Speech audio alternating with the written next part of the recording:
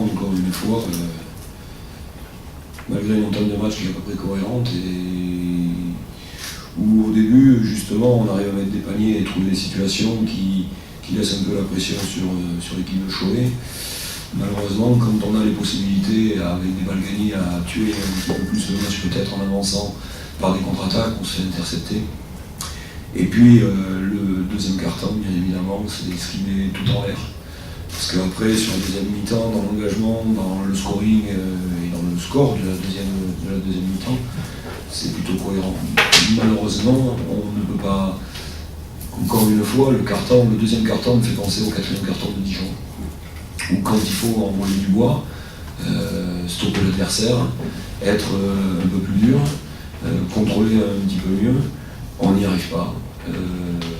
On subit, on prend chaque action un panier, parce qu'il tourne à la mi-temps avec 70% de réussite au tir, truc de malade, 8 sur 10 à 3 points, des pourcentages intérieurs.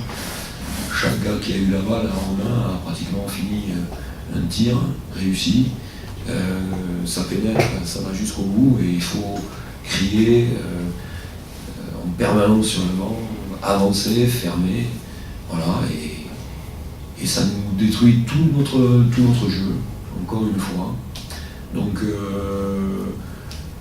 il est évident que nous, aujourd'hui, moi je ne cherche pas à réfléchir sur l'attaque, parce que ça ne sert à pas grand-chose si on ne met pas plus d'intensité, de dureté en permanence sur les matchs, et qu'on ne comprend pas un petit peu les rythmes qu'il y a à avoir, à mettre en tous les cas en place sur les matchs comme ça, et dans des moments comme ça notamment. Voilà. Donc le résultat du match en lui-même, c'est Cholet, c'est une équipe qui a fait un faux pas effectivement la semaine dernière, peut-être, je dis bien peut-être. On savait que ça serait compliqué, mais c'est pas tellement le résultat du match en lui-même qui me pose problème. C'est encore un carton qui nous plombe. Et aujourd'hui, donc ça fait la deuxième fois, on n'a pas appris la première leçon, et ça me dérange. Et il va falloir absolument changer notre fusil d'épaule et penser d'abord à empêcher l'accès à notre panier avant de pouvoir penser à briller en attaque. Donc voilà, si on ne rentre pas dans des meilleures attitudes individuelles et collectives au niveau défensif, on n'aura certainement pas d'amélioration de nos résultats.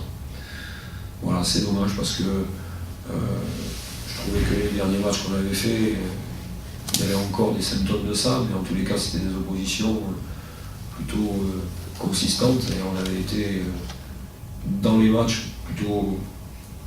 On n'avait jamais gagné, bien évidemment, et le problème c'est que dans ce championnat et dans cette compétition-là, il faut gagner. Néanmoins, voilà, il me semblait que ça nous servirait et qu'on aurait appris.